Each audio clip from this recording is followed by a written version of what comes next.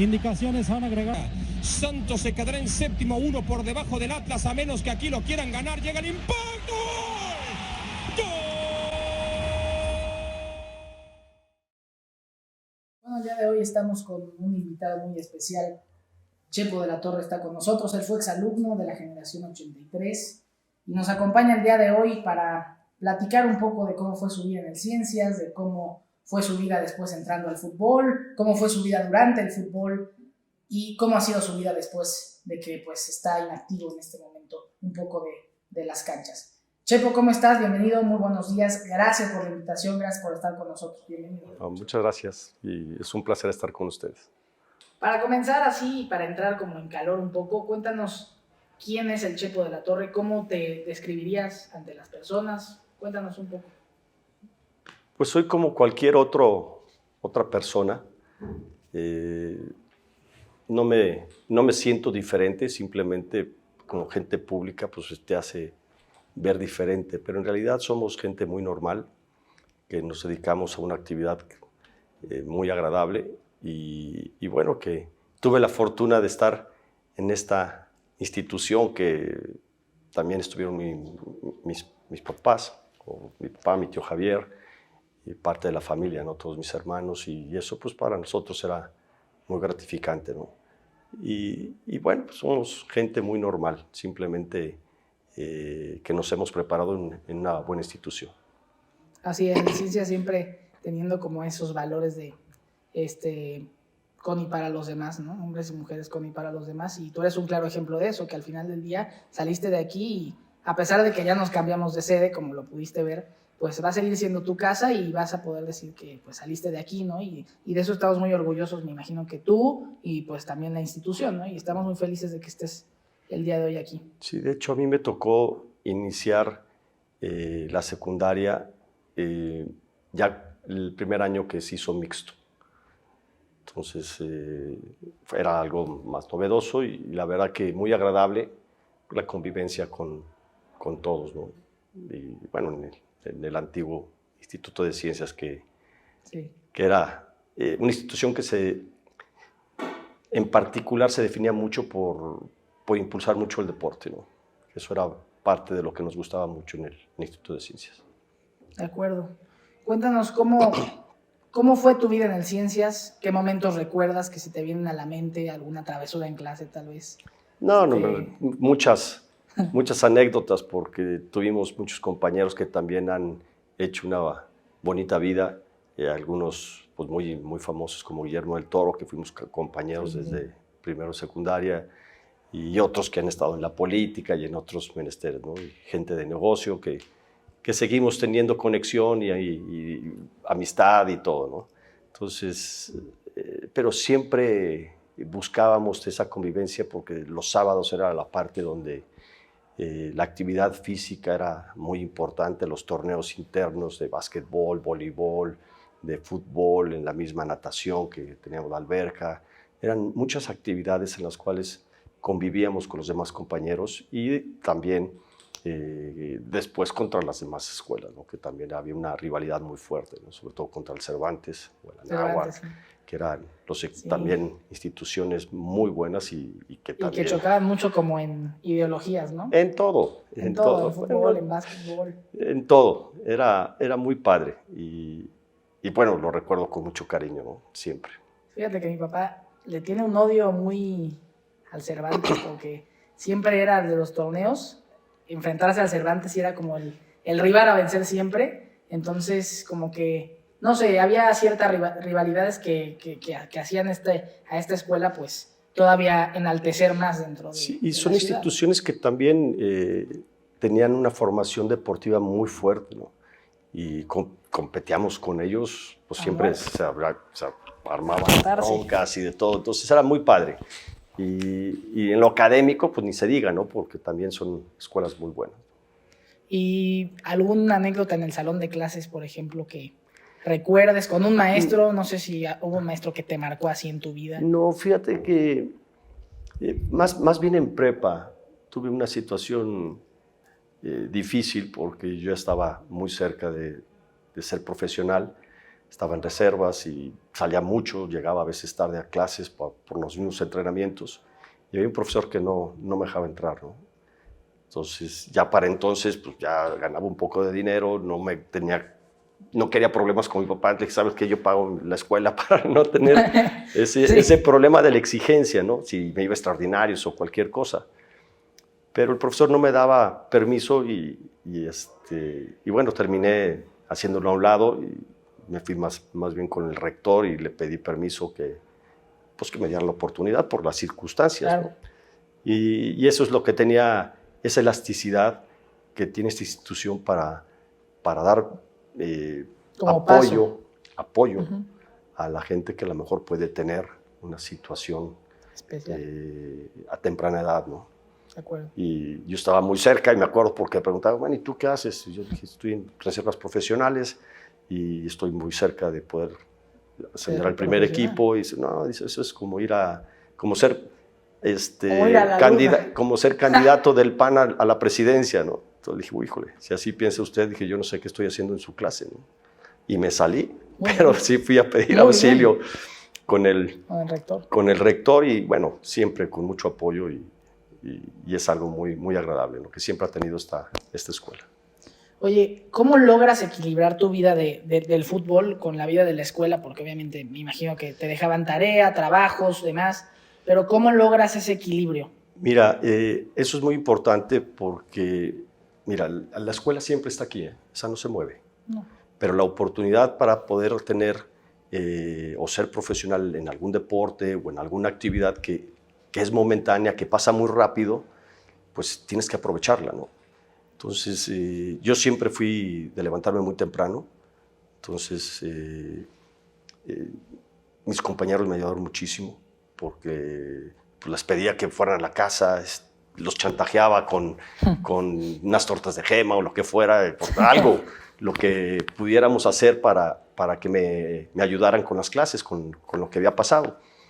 Y afortunadamente eso me ayudó muchísimo porque tenía buen entendimiento, tenía muy buenos compañeros, estudiosos, inteligentes, y eso me ayudó muchísimo porque pues, con ellos prácticamente pasé muchas materias sin necesidad de ir a extraordinarios.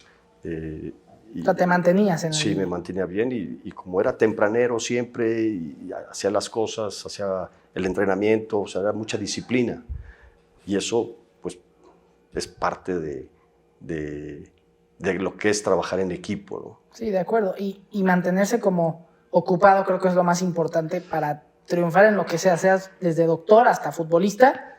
Mantenerte ocupado, buenas relaciones, y creo que eso te va a llevar como... Sí, siempre tuve eso con mis compañeros, no nomás aquí, sino también en la universidad, porque ya era viajar mucho, llegar y exámenes y no sabías ni de qué se trataba a veces, ¿no? Y llevarte los libros, claro. Imagínate estudiar ingeniería y andar jugando, pues no era tan fácil. Pero pues en los autobuses traer un libro de cálculo, pues todo el mundo te botaneaba, ¿no? Te aventaban de todo, ¿no? Pero es parte de querer hacer las cosas, de querer prepararte, de querer hacer algo más, ¿no? Porque sabes que el fútbol o una actividad deportiva pues, se puede acabar en un fin de semana o puedes durar 15, 20 años, dependiendo cómo te prepares. Pero lo que sí te queda es la instrucción académica, que es un soporte muy importante en el cual pues, te va a sostener toda tu vida, ¿no?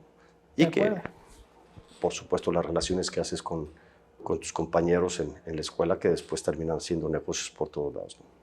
Totalmente de acuerdo. Con todo esto, ¿cómo recuerdas que fue tu debut en el fútbol profesional mexicano? ¿Cómo llegó ese momento? ¿Qué sentiste cuando te dijeron, Chepo, vas a debutar en Primera División? Lo que pasa es que nos subieron muy chavos a Primera División a varios y entrenábamos con ellos en las mañanas.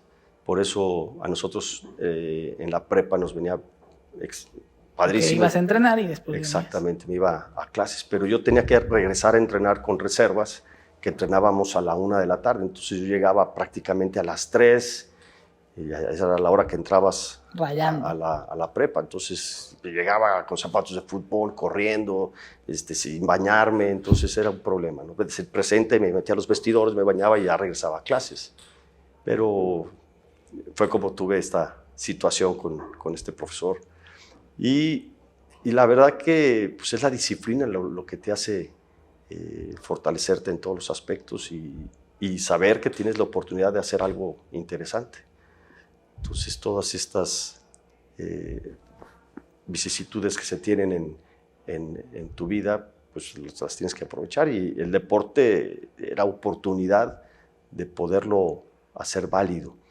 Y recuerdo muy bien porque en esos años que nos subieron a varios, había torneos internacionales y muchos de los titulares, pues, híjole, viajar a Guatemala, Sí. a El Salvador, a Honduras, no les gustaba mucho porque eran un fútbol muy ríspido. Pero a nosotros nos dieron ese espacio y era una gran oportunidad de que el entrenador te viera y que fueras creciendo en la competencia y todo, ¿no? Y eso nos ayudó muchísimo, porque estábamos en quinto de prepa, sexto de prepa, y eso pues nos ayudó muchísimo en el crecimiento profesional como futbolista, ¿no? ¿Cuál sientes tú que fue como aquella persona que le agradeces mucho en el medio futbolístico, que dices, gracias a él, pues, no sé, sientes que le agradeces mucho? Mira, por supuesto que hay muchas personas, no es una, son muchos, porque fueron varios entrenadores que te ayudan, que te están preparando, que te están exigiendo, pero al final de cuentas eres tú el que decides. Claro. Y sobre todo la familia, ¿no? Son tus papás, tus hermanos, que para nosotros el fútbol era como una asignatura más en la escuela. Entonces, en lugar de estar en la calle, pues íbamos a entrenar al club, y los fines de semana era torneo, entonces no podías faltar. Entonces, imagínate, todo el mundo que vamos a Chapala o vamos a Vallarta, y tú te quedabas porque tenías torneo. Entonces, híjole, no era fácil, pero era parte de respetar las reglas del juego, de ser disciplinado y sobre todo de competir, que eso te hace madurar mucho y te hace ir creciendo. Y cuando estás joven y te das cuenta que puedes ser profesional, y caray, creo que le puedo poner un poco más de atención, todavía exigirme un poco más, y claro, la escuela no se va, ahí está. Ahí está, exacto. Esa no se de va. Acuerdo. Y puedes ser arquitecto, ingeniero, lo que tú quieras a los 50, 60 años, pero la oportunidad de fútbol pues, está en la juventud y hay que aprovecharla, ¿no? Correcto. ¿Cuál sientes que fue como tu momento cúspide en tu carrera? El mejor momento de tu carrera, ¿cómo lo definirías? Fíjate que empecé en prepa, todavía estaba en selección juvenil nacional, entonces estábamos muy jóvenes y empezamos a viajar mucho. Y eso también nos abrió espacio para que nos tomara en cuenta en el primer equipo profesional. Y por supuesto que el primer año que me tocó ya en forma, fuimos campeones con Chivas, y pues te sientes de veras muy reconfortado con todo el esfuerzo que se había hecho, pero lo ves reflejado en la gente con la alegría que les daba por ser campeones. Ay, caray, lo que realmente era tan trascendente para la gente, ¿no? Esa alegría que les daba el equipo en su empatía con el equipo. Y te empiezas a dar cuenta, y luego llegas a selección nacional y también te sientes muy halagado, pero al final de cuentas es el día a día lo que te hace ser fuerte y estarte preparando, ¿no? Y competir contra todos con tus posibilidades, porque también te das cuenta que hay otros que también son muy buenos, y no nomás en lo particular como compañero para jugar en el equipo, sino los rivales y poder hacer cosas, ¿no? Que también tuve la oportunidad de jugar en el extranjero. En el Oviedo. Exacto, en el Oviedo. Y también darte cuenta que la competencia interna, que el ambiente no es lo mismo, que empieza muy fuerte, y vivirla como extranjero, porque claro, pues aquí somos muy amables con los que vienen de fuera. Y vas al extranjero y no son tan amables, no, o tan hospitalarios como nosotros, como pero bueno, México. Son diferentes culturas. Sí, podríamos decir culturas, pero maneras de ser, ¿no? Y listo, pero eso también te va dando madurez y te ayuda muchísimo en la perspectiva de la vida. Contrastando como tu carrera futbolística, porque obviamente en todas las cosas hay pues momentos de gloria y momentos de no tener gloria, y de caerse y de volverse a levantar.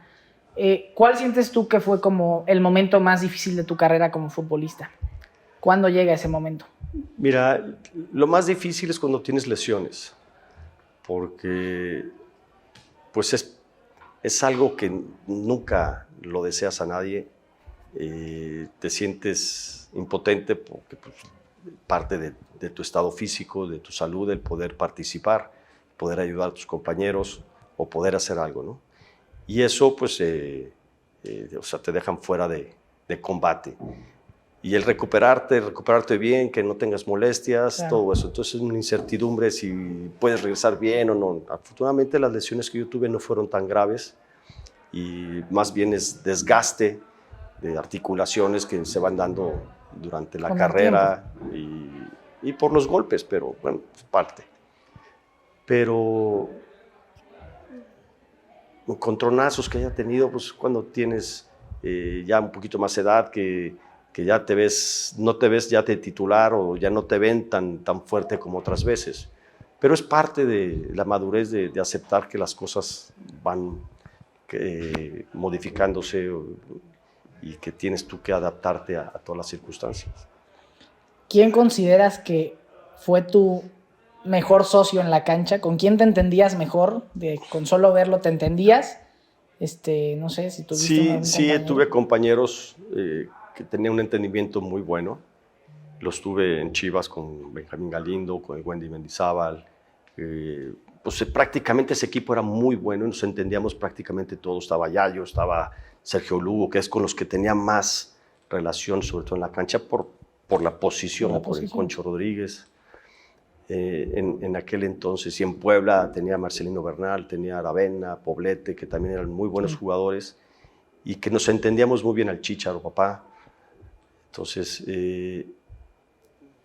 toda esa forma de ver las cosas te ayudan mucho, ¿no? Porque decir uno pues es difícil y sobre todo porque me tocó ser campeón en varios equipos, entonces el entenderte con ellos es sumamente importante. En Necaxa con Aguinaga, Hermosillo, era un buen equipo, Chava Cabrera, todos diferentes y el chiste es cómo te adaptas a los nuevos grupos para que las cosas funcionen, ¿no?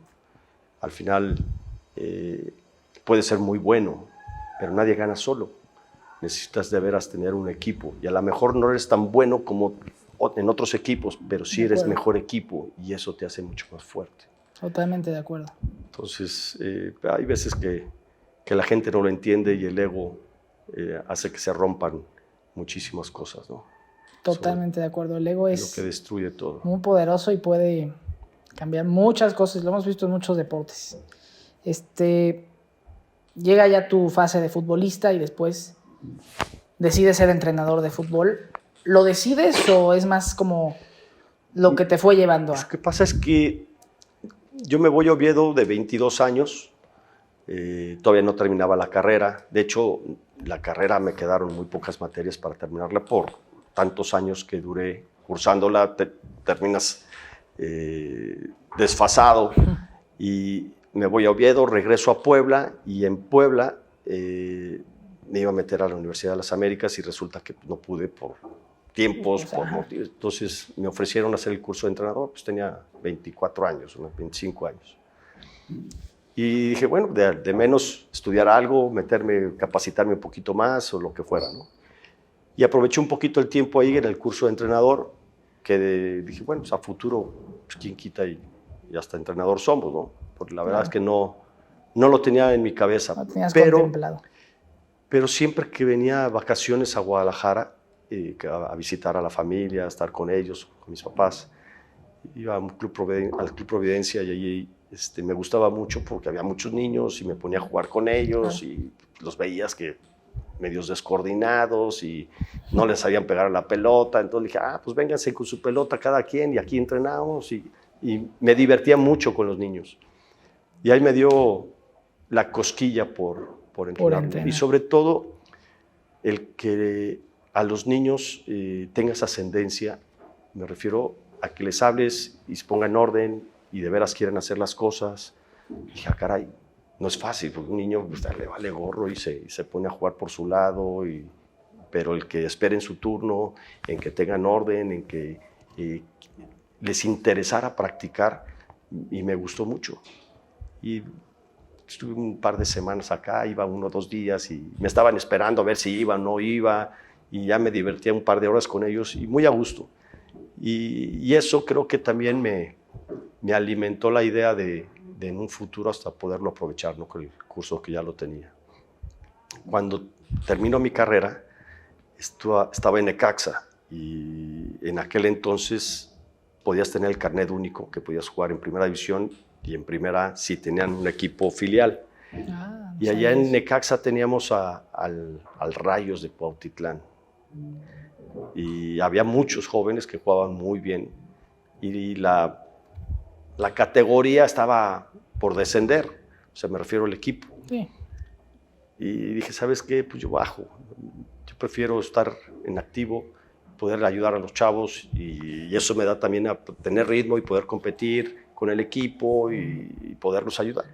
Y bajaba a jugar con los ellos. Truenos, Rayos, Truenos, sí, eran los Truenos. Los Rayos era primera división, los Truenos era primera. Y me fue muy bien, muy bien, porque los chavos los pude ayudar, sacamos el equipo del problema del descenso. Muchos de esos chavos que estaban ahí jugaron en primera división. Después me tocó ser el auxiliar del entrenador, sí, cuando ellos ya estaban en primera. Entonces fue muy padre y también me dio la oportunidad de tener un nivel más competitivo para poder ayudar al equipo, que fue cuando venimos aquí con Necaxa y le ganamos a Chivas, que les ganamos 2-0 acá en el Estadio Jalisco. Entonces, pues todas esas experiencias que me tocaron como jugador me ayudaron mucho también para animarme a ser entrenador, ¿no? Y darte cuenta que puedes ayudarlos, que tenía mucha idea de la cuestión de trabajo en equipo, de lo que se tiene que hacer ya tácticamente en los partidos, ¿no? Y ayudarles primero a los técnicos y después preparándote todavía un poco más para poder ser titular como entrenador. De acuerdo. Oye, ¿te dan la confianza en Chivas? Que bueno, fue el equipo que te vio nacer. ¿Cuál fue el sentimiento tuyo de saber que vienes desde chico entrenando en fuerzas básicas de Chivas y después pasas a ser entrenador? Mira, es muy chistoso porque yo empiezo de auxiliar en Necaxa y me tocó entrenadores como Manolo Lapuente, Raúl Arias. Después me fui a Europa, estuve en Europa 1 año, bueno, fueron 6, 7 meses. Y estuve en equipos muy importantes observando qué hacían, qué no hacían, qué nuevos entrenamientos, nuevas formas de trabajar podrían tener, ¿no? Y después me regreso a México porque donde estaba en el grupo de Televisa, en América, en Necaxa, todo eso. Y me fui con Manolo Lapuente, que estaba entrenador. Después con Mario Carrillo, que estuvo ahí también, con Leo Benhacker. Y tuve la oportunidad de estar con ellos y aprender nuevas formas, ¿no? Sí, de grandes entrenadores. Sí. Y entre eso, cuando estuve en Europa, tuve a Hans Westerhoff, que estuvo aquí en Chivas, que también daba cursos, que es un entrenador FIFA, y que tenía una metodología muy, muy agradable, ¿no? Y vino a Chivas, estuvo también Ascar Gorta, varios entrenadores en los cuales pues, te fijas qué hacen, qué no hacen, qué te gusta, qué funciona o qué no te funciona, ¿no? Y cuando vine a Chivas de regreso, de auxiliar, fue cuando estuvo Hans y la segunda etapa, y Hans tuvo problemas con Jorge y resulta que, pues bueno, me tocó dar el relevo, ¿no? Y no es tan fácil, pero un equipo muy bueno, tenían jugadores muy, muy buenos, y ya había llegado a una final que no pudieron coronar con Pumas, pero me tocó el poder aprovechar ese impulso que ya llevaba ese grupo. Le dimos un poquito nuestro toque con 2, 3 refuerzos que llegaron al equipo y nos tocó ser campeones aquí en Toluca, contra Toluca. Contra Toluca, que después ya lo dirigiste, fue como la última, según yo. Sí, estuve 2. Sí. Un año después regresé a Toluca, o sea, fui a Toluca más bien. Ahí estuvimos. Así es. 3, 4 años. Después viene, pues, dirigir a la selección nacional, que muchos entrenadores les gustaría dirigir, pero a muchos otros no. ¿Cómo recuerdas ese proceso de tu paso por México? Mira, Es muy agradable. Yo creo que en cualquier profesión uno trata de hacerlo lo mejor posible y bueno, en esta porque es una actividad pública en la cual pues, Claro. estamos en el estado de ánimo de la gente. Así es. Entonces se vuelve muy interesante y después de haber sido campeón con Chivas, quedo fuera 6 meses y Toluca me contrata y ahí en 2 años ganamos 2 títulos. Entonces eso fue muy, muy interesante porque pues, me puso en el escaparate, fue una época que terminó una generación en selección y me invitaron a participar en selección. La primera pregunta siempre es si te sientes capaz de poderlo hacer. Y la verdad es que te sientes con el apoyo de la gente, de los mismos jugadores, y dices, bueno, pues es parte, es algo más, que sí es más trascendente, es más pesado, son ambientes fuertes porque en un club tienes a un patrón, a un dueño o a un grupo, ¿no? Pero en selección nacional son todos, son 18. Y acá es un equipo que tienes, a lo mejor como Chivas, 40 millones de aficionados. Pero en selección son todos. Entonces cambia. Y la responsabilidad de todo sigue siendo la misma. El entorno es diferente, es más fuerte, pero es muy agradable, la verdad. Yo la viví muy bien. Sí, algunas veces con mucha presión, pero es parte del show. Y entender que hagas lo que hagas, se va a tomar para bien o para mal. Pero generalmente todo lo que hagas y todo lo que digas, siempre lo quieren tomar hacia mal, porque lo bueno no vende. De acuerdo. Sobre todo la prensa, ¿no? Juega un papel a eso me refería, muy ¿no? importante, muy importante. Bueno, recuerdo mucho esa final de Copa Oro contra Estados Unidos, la del 4-3, la del golazo de Giovanni. Recuerdo muy bien que creo que iban perdiendo en medio tiempo, si no lo tengo olvidado. Íbamos 2-0 perdiendo. 2-0. Y ganaron, pero 2-0 perdiendo a los 20 minutos. Los 20 minutos. Y empatamos, íbamos 2-2 ya en el ¿Qué les dijiste en el vestidor? Al final del primer tiempo. Más que todo es que el equipo estaba jugando bien. Habíamos tenido 2 descuidos. Nos hicieron un gol en un tiro de esquina, sin chiste, la verdad. Uh-huh. Y en una salida que tuvimos que se equivoca uno de los compañeros, nos contragolpearon y nos hicieron el segundo. Pero el equipo ya había tenido 2 o 3 llegadas muy interesantes, muy claras y no habíamos concretado. Era parte del jugar bien es hacer goles, es concretar, no nomás llegar. Y el equipo se repuso, me acuerdo perfecto, porque fue una época muy difícil, que fue cuando salió todo lo del clenbuterol, que no sabíamos ni de qué se trataba, sí. Que nos sorprendió a todos y eso pues, nos afecta en todo el grupo, porque nos quitan a 3, 4 jugadores, a 5 jugadores. Y nosotros nos tenemos que acomodar con todo eso para seguir peleando y luchando.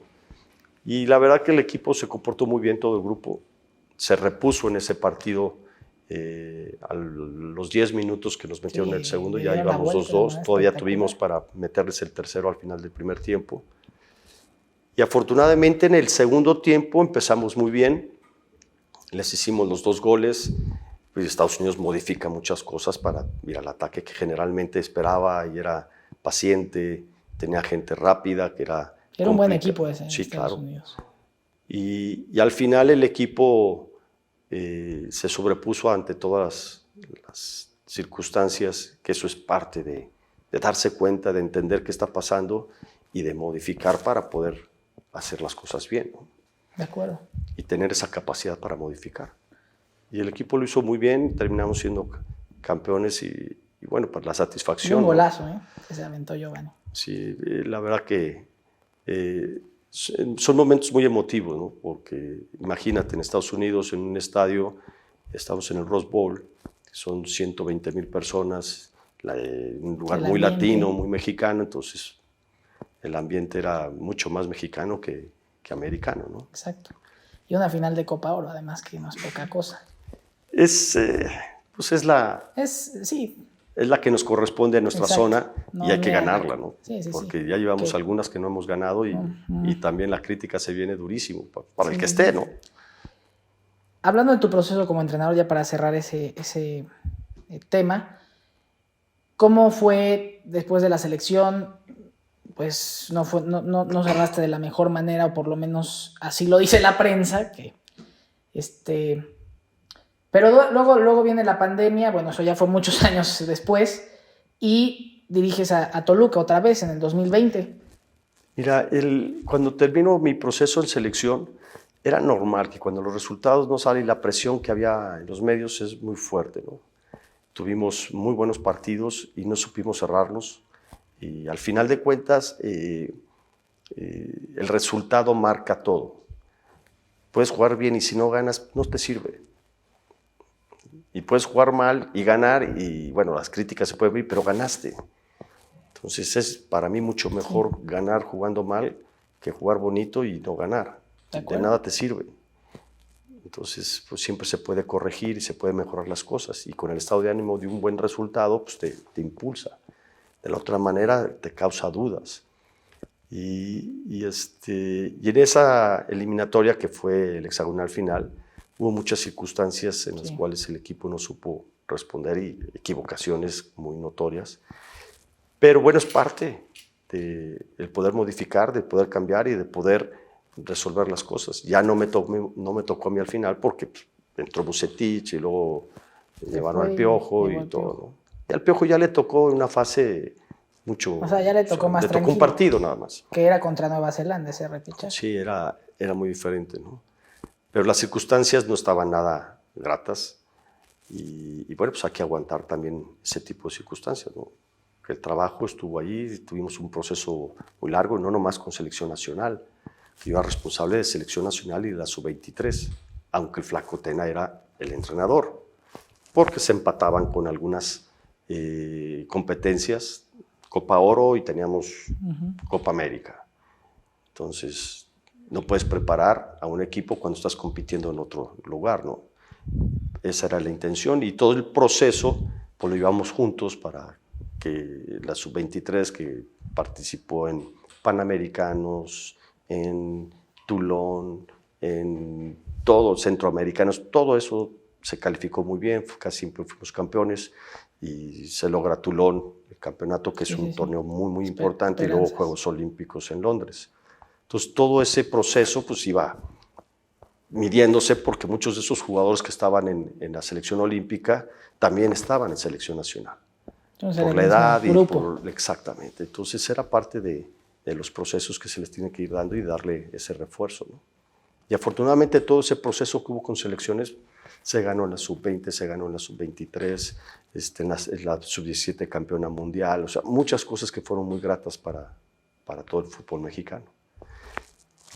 Y bueno, ya después, pues nada, me quedé un par de años, no, uno o año y medio que regresé aquí a Chivas, una situación muy delicada, porque el equipo no estaba nada bien, estaba en situaciones de descenso y vivimos una época muy complicada, porque cuando tomas de relevo a un equipo que no está bien preparado, que tiene problemas y encima la presión de un posible descenso con un equipo que tiene 110 años o más de tradición, lo que es Guadalajara, pues es complicado.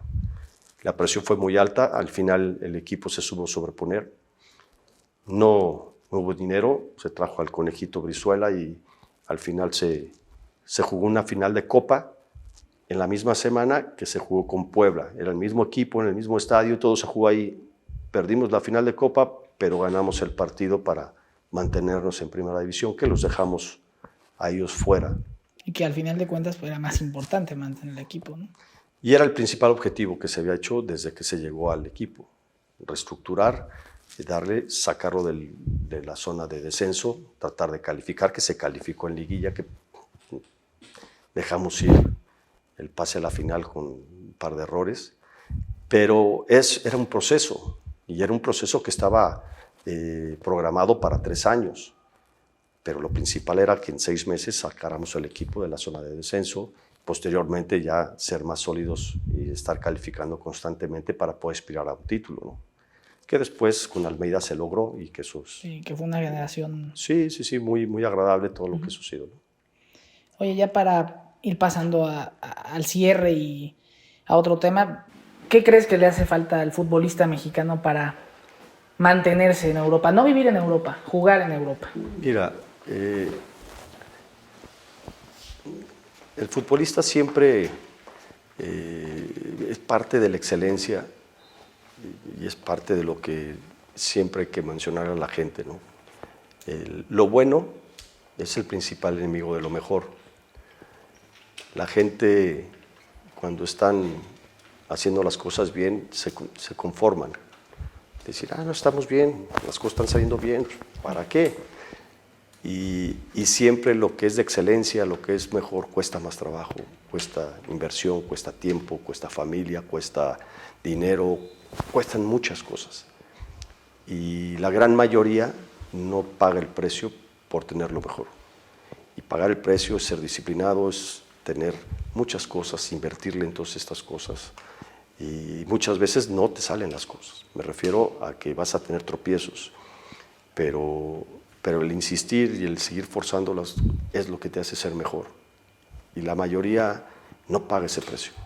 Se conforman con lo bueno y nada más. Pero lo bueno se acaba rápido.